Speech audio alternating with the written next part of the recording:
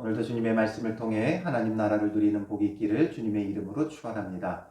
우리가 잘 아시다시피 언약궤 안에 있었던 것들 중에 하나가 바로 아론의 쌍난 지팡이죠. 십계명 두 돌판과 만나를 담은 항아리와 그리고 이 아론의 쌍난 지팡이, 이것이 그 안에 담겨져 있었어요. 그런데 이것이 왜 생겨나게 됐는가? 아론의 쌍난 지팡이가 왜 그 안에 들어가게 됐는가를 오늘 본문은 우리에게 보여주죠. 이 본문은 고라 일당의 반역에 이어지는 본문이에요. 고라 일당의 그 반역으로 인해서 하나님께서 그들에게 진노하시고 그들을 순식간에 멸하려 하시죠. 그러나 모세와 아론이 중보자의 역할을 했을 때 하나님께서 뜻을 돌이키고 고라와 그 일당만 하나님께서 징벌하셨어요. 그런데 이스라엘 백성이 이것을 통해 깨달아야 하는데 깨닫지 못하고 또 다시 모세와 아론을 원망하면서 너희가 백성들을 죽였다 하면서 원망하죠. 자기들의 그 슬픔의 대상을 찾는 거예요. 슬픔으로 인해 원망의 대상을 찾는 거죠. 자기들의 마음의 짐을 조금이나마 덮고 싶은 거예요. 덜고 싶은 거예요. 그래서 또다시 하나님께서 순식간에 그들을 진멸하려고 하셨어요. 그러나 또다시 모세가 엎드렸고 그리고 아론으로 하여금 그 사이에서 중보자 역할을 하게 하면서 하나님의 진노가 거기서 멈추게 되어지죠. 그래서 이제 아론과 그 일당이 진멸당하고 그리고 이 연병으로 인해 14,700명이 죽었어요. 이 하나님의 그 진노하심이 어떠한 것인가? 하나님 앞에 반역했을 때 어떤 결과가 오게 되는가를 온 백성들이 보았어요. 그래서 여기서 모든 일이 일단락된 것 같은데 하나님은 여기서 또 다른 일들을 하신다는 거죠. 오늘 본문에 보면 여호와께서 모세에게 말씀하여 이르시되 너는 이스라엘 자손에게 말하여 그들 중에서 각 조상의 가문을 따라 지팡이 하나씩을 취하되 곧 그들의 조상의 가문대로 그 모든 지휘관에게서 지팡이 12를 취하고 그 사람들의 이름을 각각 그 지팡이에 쓰되, 그래서 각 지파마다 지팡이 하나씩을 취하라는 거예요. 그리고 그 지팡이에다가 그 사람들의 이름, 그러니까 각 지파의 지휘관의 이름을 쓰고 또 레위의 지팡이에는 아론의 이름을 쓰라. 그 지파의 이름을 써도 될 텐데 그 지휘관의 이름을 쓰라고 해요. 왜냐하면 정말 하나님께서 정확하게 명하신, 택하신 그 한 사람이 누군가를 보여주기 위한 거죠. 지팡이는 목자나 여행자들이 주로 이 지팡이를 가지고 다니죠. 그런데 또 그뿐만 아니라 또 통치자들도 이 지팡이를 가지고 있어서 그 권위를 상징해요. 그래서 하나님께서 이 지팡이들을 통해서 하나님께서 택하시고 지명하신 그 한 사람이 누구고 하나님께서 누구에게 그 권위를 부여하셨는가를 보여주고자 하시는 거죠. 왜냐하면 지금 끊임없이 모세와 아론은 그 지도력에 도전을 받아왔어요. 그렇기 때문에 여기서 이제 그 지도력에 대한 그 지도권에 대한 그 모든 것들을 하나님께서 이제 완전히 종식시키기 위해 이런 논란과 이런 반역과 이런 자격 논란에 대한 부분을 완전히 끝맺기 위해 이제 하시는 거죠. 그런데 그것이 단순히 아론 한 사람만 하나님께서 택하셨다라는 것을 보여주려고 하는 것은 또한 아니에요. 왜냐하면 이미 이 모든 일들은 다 드러났어요. 모세와 아론이 구별됐다는 게 드러났어요. 250명이 향로를 가지고 나왔고 아론도 향로를 가지고 나왔어요. 그리고 아론의 그 향을 하나님께서 받으셨고 아론이 정말 택함 받은 자라는 게 엄격하게 드러났고 이들을 대적하는 자들이 어떻게 되는지를 분명히 하나님이 보여주셨어요. 그런데 왜 이런 일을 또 행하시느냐? 우리는 이것을 조금 더 생각해 봐야 하는 거예요. 분명 하나님이 택하신 자, 하나님께서 세우신 자, 그것을 우리는 인정하고 존중하고 받아들여야 돼요. 그런데 왜 하나님께서 이런 일을 또 행하시는가를 우리는 조금 더 한 걸음 나아가 살펴볼 필요가 있는 거죠. 그래서 4절에 보면 그 지팡이를 회막 안에서 내가 너희와 만나는 곳인 증거궤 앞에 두라. 내가 택한 자의 지팡이에는 싹이 나리니 이것으로 이스라엘 자손이 너희에게 대하여 원망하는 말을 내 앞에서 그치게 하리라. 하나님께서 택하신 자의 지팡이에는 싹이 난다라는 거예요. 지팡이는 어떤 나무예요? 완전히 죽은 나무죠. 생명이 없는 나무예요. 그래서 그 죽은 나무 그리고 모든 습기까지 다 말라야 지팡이로서의 역할을 할 수 있겠죠. 그런데 그런 나무에서 싹이 난다는 거예요. 생명이 없는 나무에서 생명을 꽃 피우게 하시겠다 말씀하시는 거죠. 그래서 이것을 통해 이제 이스라엘 자손이 너희에게 대하여 원망하는 말을 내 앞에서 그치게 하리라. 더 이상 이제 그들의 어떤 지휘권에 대해서 도전하지 않도록 하겠다라는 거죠. 이 모든 것을 일단락하겠다. 그래서 일평생 지금 광야 길을 걷는 그동안 아니요 애굽에서부터 이들의 지도권에 대해 계속해서 도전을 받아왔어요. 왜 이런 도전을 계속하는가? 사람들은 왜 이렇게 지도력에 대해 지도권에 대해 도전을 하느냐라는 거예요.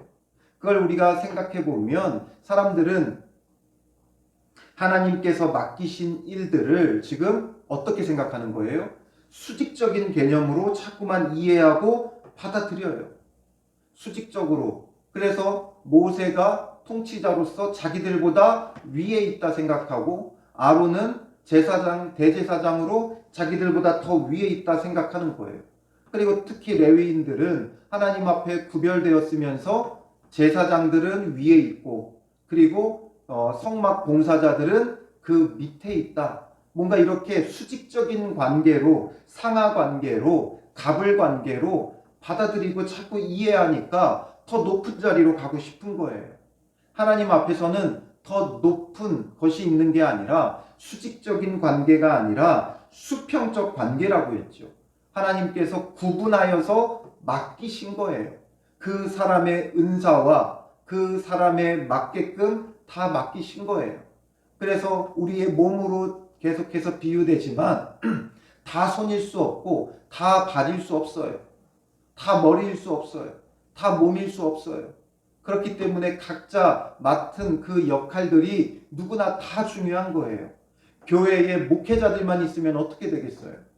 그 문제되죠. 서로 설교하겠다고 나서면 이거 굉장히 복잡한 일이에요. 설교를 해야 될 목회자가 있고 또 교회 안에서 주방에서 봉사할 주방 봉사자가 있고 또 청소로 봉사할 청소 봉사자가 있고 또 반주로 또 교회에 따라서는 성가대로 또 찬양 인도자로 각자의 맡은 은사대로 구분되어 하는 거예요. 하나님은 질서의 하나님이고 질서를 통해 일하시지만 그것이 상하의 수직적인 관계가 아니라는 거죠. 그런데 자꾸만 이런 수직적인 관계로 이해하면 사람들이 더 높은 자리에 앉으려고만 하는 거예요.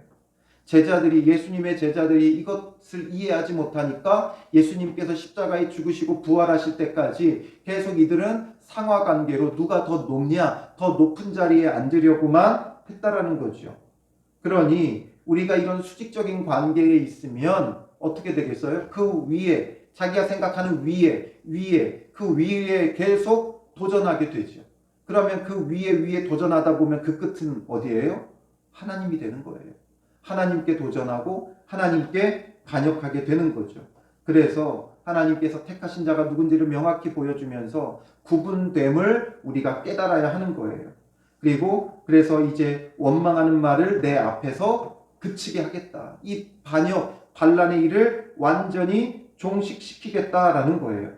그래서 모세가 이스라엘 자손에게 말하니까 그들의 지휘관들이 각 지파대로 지팡이 하나씩을 그에게 주었으니 그 지팡이가 모두 12이라. 그 중에 아론의 지팡이가 있었더라. 모세가 그 지팡이들을 증거의 장막안 여호와 앞에 두었더라. 이제 증거의 장막안 여호와 앞에 두었어요. 여기는 어디예요? 지성소죠. 지성소는 그 누구도 함부로 들어갈 수 없어요. 대제사장이라 할지라도 함부로 들어가는 게 아니에요. 하나님께서 정한 때에만 들어갈 수 있는 거죠.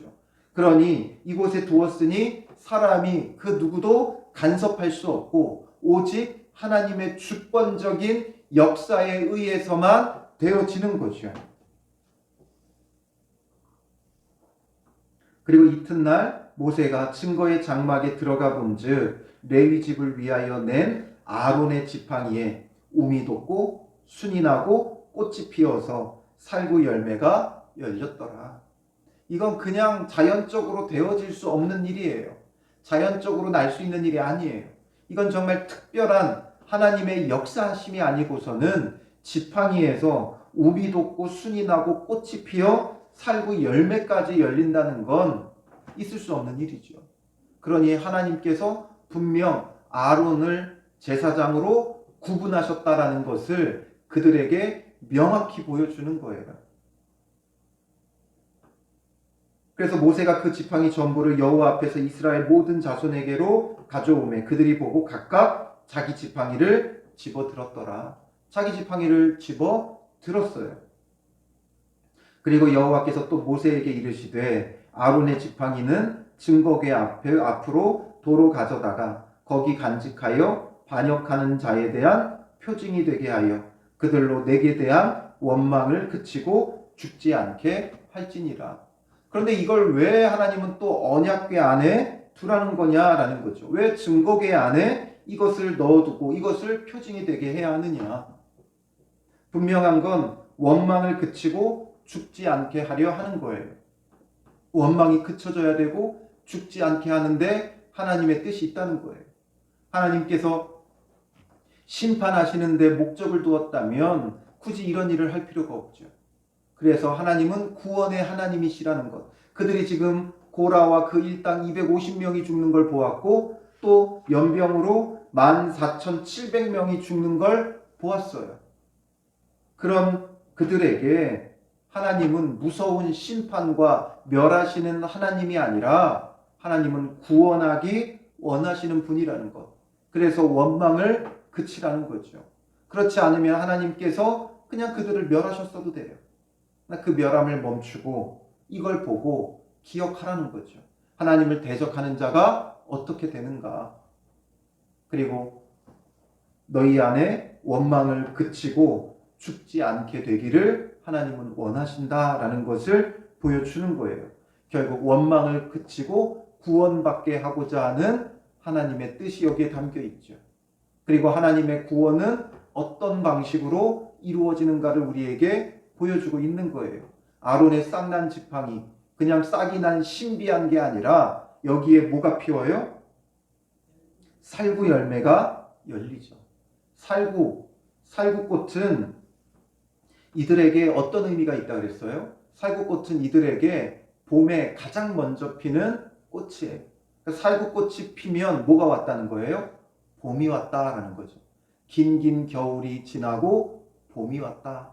봄을 알리는 꽃이에요. 지금 죽은 나무에서 살구 우미 돋고 순이 나고 꽃이 피어 살구 열매까지 맺히게 해요. 그러니 이것은 철저히 하나님의 구원이 있다는 걸 보여주는 거죠. 긴 어두운 밤과 같은 시간이 지나면 하나님의 구원의 새날이 온다는 거예요. 그걸 그들로 하여금 기억하게 하는 거예요. 죽은 나무에서 싹이 돋게 하고 꽃이 피고 열매 맺게 하시죠. 그러니 이 열매는 무엇의 상징이겠어요? 부활의 첫 열매가 되시는 예수 그리스도를 상징하는 거예요. 그래서 결국은 우리의 구원은 하나님께서 주시는 이 살구꽃 열매처럼 긴 어두운 밤 죽음을 이기고 부활하신 그 부활의 첫 열매가 되실 예수 그리스도를 통해 너희를 구원하겠다는 약속의 표징도 되는 거예요. 그래서 이것을 언약궤 안에 두는 거죠. 그래서 언약궤 안에 이것을 보관하면서 하나님의 구원이 예수 그리스도를 통해 이렇게 죽음 가운데 부활의 역사로 우리에게 이루어질 것을 미리 예표하는 하나의 표징도 되는 거예요. 그러니 그 예수 그리스도를 바라보며 우리는 죽어진 것 같은 때에도 믿음을 가지고 견디며 그 믿음을 지키면 반드시 부활의 첫 열매 되신 예수 그리스도와 함께 우리는 두 번째, 세 번째 열매가 되어지는 거예요. 그래서 긴 겨울을 지나고 봄을 알리는, 새 생명을 알리는 이 살구꽃으로 하나님께서 표징을 주신 거죠.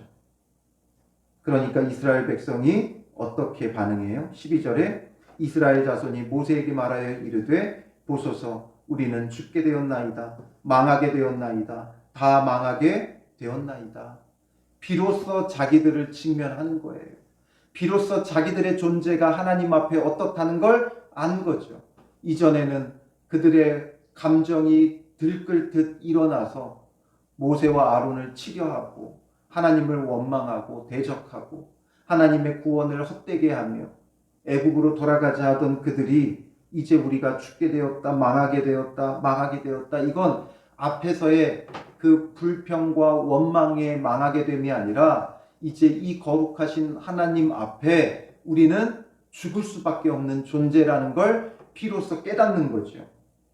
그러니 13절에 가까이 나아가는 자, 곧 여호와의 성막에 가까이 나아가는 자마다 다 죽사오니 우리가 다 망하여야 하리까.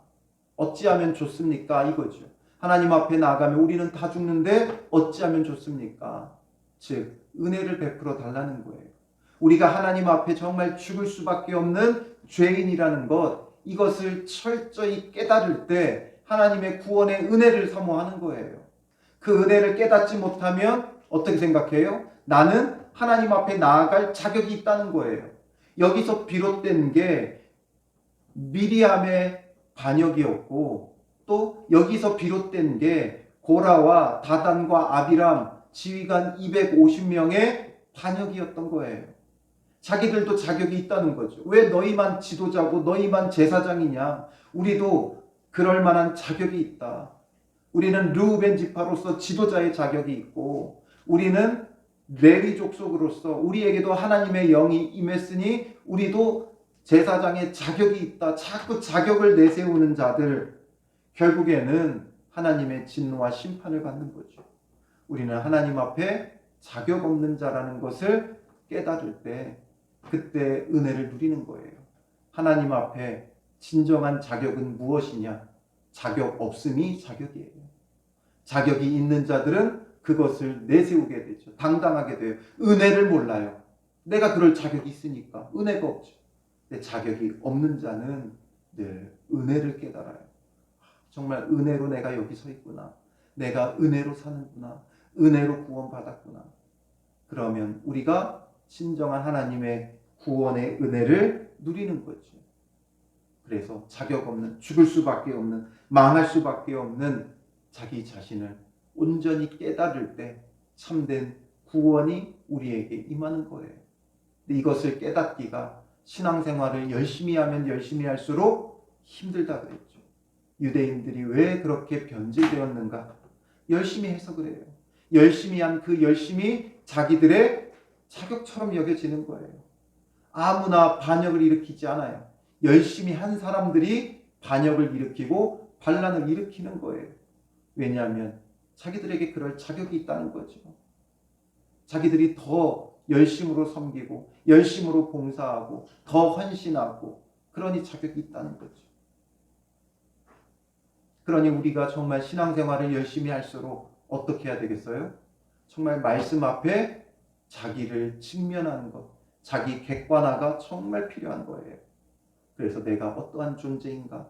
주님 앞에 망할 수밖에 없고 그런 나를 구원하여 주시는 예수 그리스도의 사랑과 은혜를 알고 정말 지팡이에서 새 생명이 되고 열매가 맺어짐 같이 우리를 위하여 완전히 죽으시고 나를 대신하여 완전히 죽으시고 부활하시며 잠자는 자들의 첫 열매가 되신 그 예수 그리스도의 은혜, 그것을 우리가 늘 기억하며 구원의 은혜 가운데 나아가야 하는 거죠. 내가 자격 없음이 인정되어지고 깨달아질 때 비로소 우리의 참된 믿음과 신앙이 출발되는 거예요. 그래서 오늘 하루도 주님 앞에서 내가 어떠한 존재인가 이것을 깨닫고 예수 그리스도의 참 구원을 사모하는 예수 그리스도의 그 부활의 첫 열매 되시는 그 은혜를 우리가 사모하며 누리는 믿음의 사람들 되시기를 주님의 이름으로 축원합니다. 기도하겠습니다. 살아계신 아버지 하나님, 우리는 주님 앞에 죽을 수밖에 없는 죄인입니다. 그런데 우리의 열심에 속아서 우리의 그 열심에 대한 상당한 자격이 있다고 여겨지는 우리의 이 어리석음을 용서하여 주시옵소서. 우리의 자격 없음을 깨닫게 하시고 주님 앞에 늘 낮아지고 겸손한 자 되게 하시고 주님의 십자가 앞에 우리가 직면하며 또 우리의 그 죄인됨을 직면하며 온전히 주 앞에서 회개하고 돌이키는 자 되게 하시고 자격 없는 자이기에 늘 주의 구원의 은혜를 사모하며 구하는 믿음의 사람들 되게 하여 주시옵소서. 오늘 하루도 주님 안에서 오직 자격 없는 나를 사랑하여 주시고 구원해 주시는 주님의 은혜를 사모하며 우리의 삶의 모든 순간이 주의 은혜임을 깨닫고 은혜를 고백하고 그 은혜로 인하여 감사하고 찬양하는 믿음의 사람들 되게 하여 주실 줄 믿사오며 예수님의 이름으로 기도합니다. 아멘.